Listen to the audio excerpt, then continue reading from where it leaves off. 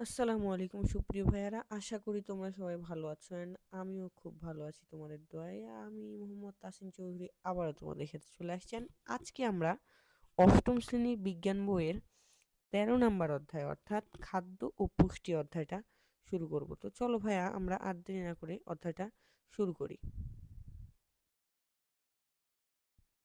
দেখো, এই প্রথম পৃষ্ঠায় আমরা খুব একটা গুরুত্বপূর্ণ কিছু পাবো না, তবে এখান থেকে আমরা অল্প কিছু রিডিং দিয়ে দিব, তাহলে হবে। রিডিং এর পরে আমরা এরপরে মূল যে বিষয়টা সেটা দেখতে পাবো, যে পুষ্টিমান ও খাদ্য উপাদান।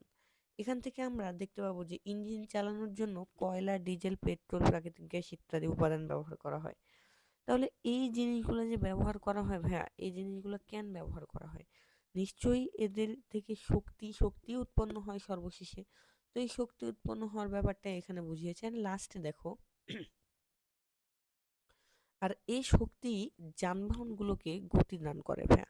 সো এই ব্যাপারগুলো তোমরা একটু সুন্দর করে পড়বা এন্ড লাস্টের দিকে তোমরা দেখতে পাবা যে পুষ্টিদ্রব্য থেকে তা আমাদের দেহে প্রধানত তিনটি কাজ করে। প্রথমটা হচ্ছে জীবের বৃদ্ধি, সাধন, ক্ষয়পূরণ, রক্ষণাবেক্ষণ, তাপ শক্তি ও কর্মশক্তি প্রদান, রোগ প্রতিরোধ, সুস্থতা বিধান ও শারীরবৃত্তীয় কাজ যেমন বিপাক, শ্বসন, রেচন ইত্যাদি নিয়ন্ত্রণ করে।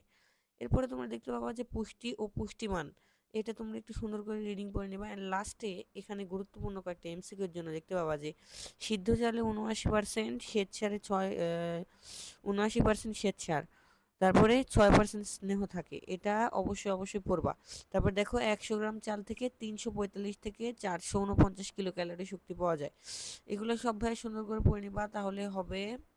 লাস্টে দেখো যে দেখতে পাবো যে আমরা খাদ্য উপাদানের এখান থেকে তোমরা এই যে আমিষ বা প্রোটিন, শর্করা বা শ্বেতসার এবং স্নেহ বা চর্বি, লিপিড এইগুলা কি কি কি কাজ করে এগুলা পড়বা এন্ড তারপরে দেখতে পাবা যে খাদ্য প্রাণ বা ভিটামিন, এটা হচ্ছে আমাদের রোগ প্রতিরোধ, শক্তি বৃদ্ধি এগুলাতে কাজ করে ভাইয়া, আর উদ্দীপনের জায়গায়। তারপরে খনিজ লবণ কি কাজ করে, পানি কি কাজ করে, এগুলো পড়বা। এরপর দেখবা যে শর্করা ও আমিষ, এই শর্করা ও আমিষের ব্যাপারটা ভাইয়া সুন্দর করে পড়বা, যে শর্করা কি, আমিষ কি। দেখো, ভাত এগুলো হচ্ছে শর্করা। হ্যাঁ, তারপরে এগুলো পড়লে বুঝতে পারবা অ্যান্ড তারপরে এই যে এখানে গুরুত্বপূর্ণ কিছু সংখ্যার জিনিস দেওয়া আছে, যে ১ গ্রাম শর্করা ৪ কিলো ক্যালোরি শক্তি তাপ উৎপন্ন করে। তাহলে ভাই এটা খুবই গুরুত্বপূর্ণ যে ১ গ্রাম শর্করা কত কিলো ক্যালোরি তাপ উৎপন্ন করে। তারপরে দেখতে পাবা যে এ পরিমাণ শর্করা ১২০০ থেকে ১৬০০ কিলো ক্যালোরি তাপ উৎপন্ন করে শক্তি যোগায়। কি পরিমাণ? প্রায় ৩০০ থেকে ৪০০ গ্রাম শর্করা জমা থাকতে পারে আমাদের মানবদেহে। এটা হচ্ছে গুরুত্বপূর্ণ প্রশ্ন, যে মানবদেহে ৩০০ থেকে ৪০০ গ্রাম শর্করা জমা থাকতে পারে। এ পরিমাণ শর্করা ১২০০ থেকে অর্থাৎ ১,২০০ থেকে ১৬০০ কিলো ক্যালোরি তাপ উৎপন্ন করে। এগুলা ভাইয়া পড়লে, এই যে এখানে একটা ম্যাথ আছে ভাই, এই ম্যাথটা পড়বা, এটা পরীক্ষায় আসে। এরপরে এখানে ভাইয়া তোমরা অভাবজনিত রোগ দেখতে পাবা।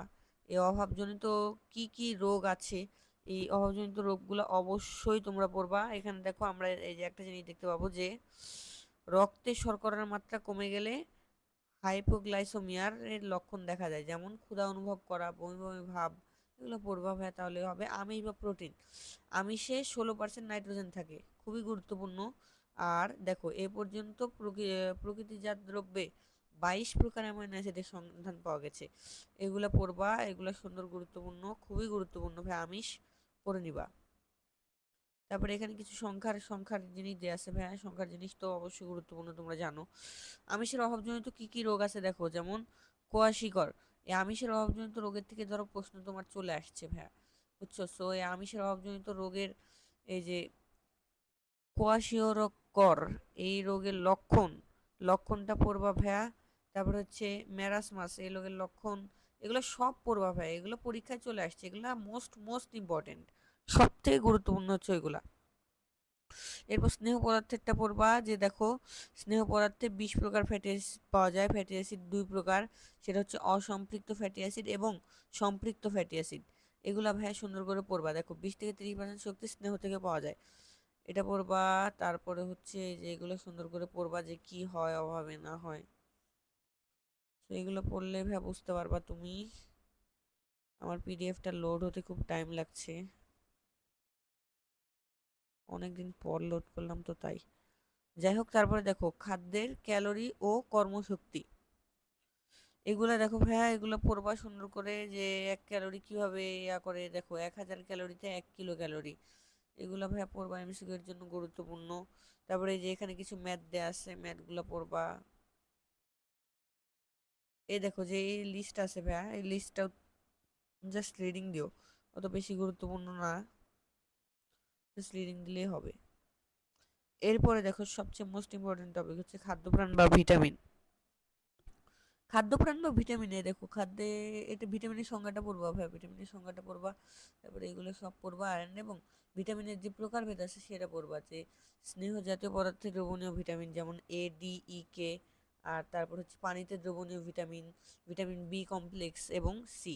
এবার দেখো ভিটামিনের উৎস পড়বা, ভিটামিন এ, ভিটামিন সবই গুরুত্বপূর্ণ। আর ভিটামিনের যে অভাবজনিত রোগ, এটা ধরো তোমার জেএসসি বলো, এসএস ইয়া বলো, কি বলে, অর্ধবার্ষিক বলো, বার্ষিক বলো, যে পরীক্ষায় বলো, আসবে তো আসবেই, 100% শিওর আসবে।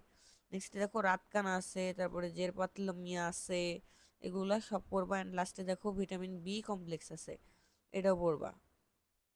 ভিটামিন B1 হচ্ছে থায়ামিন, বি টু হচ্ছে রিবোফ্লেভিন, তারপর হচ্ছে ভিটামিন বি সিক্স হচ্ছে পাইরিডক্সিন, তারপরে ভিটামিন বি 12 সায়ানোকোবালামিন, এগুলো পড়বা। অ্যান্ড লাস্টে দেখো ভিটামিন সিও দেওয়া আছে, ভিটামিন সি কিন্তু খুবই গুরুত্বপূর্ণ। ভিটামিন সি কোথায় পাওয়া যায়, কোন জায়গায় থাকে না, এই সেই, এগুলা এখানে যা যা দেওয়া আছে সব পড়বা ভাইয়া, সবই খুব গুরুত্বপূর্ণ। স্কারভি, স্কারভির লক্ষণ মাত্রা, এই সেই, এগুলো পড়বা। অভাবজনিত রোগ কি কি হইতে পারে, এগুলো পড়বা ভ্যান। লাস্টে প্রতিরোধ, ভিটামিন ডিটা পড়বা ভ্যা, ভিটামিন ডির ফলে কি হতে পারে, অস্থি ও দাঁতের কাঠামো গঠন, তারপরে হচ্ছে অন্ত্রে ক্যালসিয়ামের শোষণ বাড়ায়, রক্তে প্রবাহ, ক্যালসিয়াম আর ফসফরাসের মাত্রা নিয়ন্ত্রণ করে। এই অধ্যায় থেকে সবচেয়ে গুরুত্বপূর্ণ বিষয় হচ্ছে এগুলাই, যে রোগ আর রোগের লক্ষণ। আর ওই যে আমি তোমাদের শুরুর দিকে কয়েকটা এমসিকিউ দাগাই দিচ্ছি ভাই, ওই এমসিকিউ গুলো পড়বা, তাহলে হবে। রিকেটসটা পড়বা, রিকেটসটা পরীক্ষায় চলে আসছে ধরো, রিকেটস তো মোস্ট ইম্পর্টেন্ট। প্রতিকার, প্রতিরোধ, রিকেটসের পড়বা। তারপরে অস্ট্রিওম্যালেশিয়া, এটা পড়বা, এটা ভিটামিন ডির অভাবে যে রোগগুলো হয় আর কি। এরপর দেখো এদের প্রতিকার, প্রতিরোধ, ভিটামিন এর কাজ, তারপরে ভিটামিন কে কোন জায়গায় পাওয়া যায় না যায়, তারপরে অভাবজনিত সমস্যা, এগুলো সব পড়বা। লাস্টে দেখো খনিজ লবণ দেয়া আছে পিছনের দিকে, যে খনিজ লবণ কি করে না করে, এগুলো পড়বা। মানব দেহে খনিজ লবণের যে প্রয়োজনীয়তা আছে, এটা একটু সুন্দর করে রিডিং দিবা, কারণ এটা একটু পরীক্ষায় মাঝে মধ্যে দেয়, মাঝে মধ্যে দেয় না, তোমরা পড়ে রাখবো। অভাবজনিত রোগ হচ্ছে গলগণ্ডতে কি হয় দেখো, থাইরয়েড গ্রন্থি ফুলে যায়, শ্বাস নিতে কষ্ট হয়, শ্বাস প্রশ্বাসের সময় শব্দ হয়, গলার আওয়াজ ফ্যাসফ্যাসে হয়ে যায়, এই যে আমার মতন এখন গলার আওয়াজ ফ্যাসফ্যাসে হয়ে যাবে, বুঝছো? বাট আমার কিন্তু ভাইয়া গলগণ্ড হয় নাই, বুঝছো? তারপর দেখো প্রতিকার, কিভাবে প্রতিকার করা যায়, ক্রোটিওনিজম, তারপরে হচ্ছে প্রতিকার, এটাও প্রতিকার পড়বা। রক্তে স্বল্পতা বা অ্যানিমিয়া, এই অ্যানিমিয়াতে দেখো, অ্যানিমিয়ার লক্ষণ দেখো, যে দুর্বল বোধ, বুক ধরফর করা, তারপরে মাথা ঘোরানো, অল্প পরিশ্রমে হাঁপিয়ে যাওয়া, এগুলো সব পড়বা। এই অধ্যায় থেকে সবথেকে গুরুত্বপূর্ণ বিষয়গুলো পড়িয়ে দিলাম। আরও আছে দেখো, যে পানি, দেখো পানিতে কি দেখো, প্রাণী দেহের প্রায় শতকরা 60 থেকে 70 ভাগই ভাই পানি থাকে, সো পানি কিন্তু খুবই গুরুত্বপূর্ণ।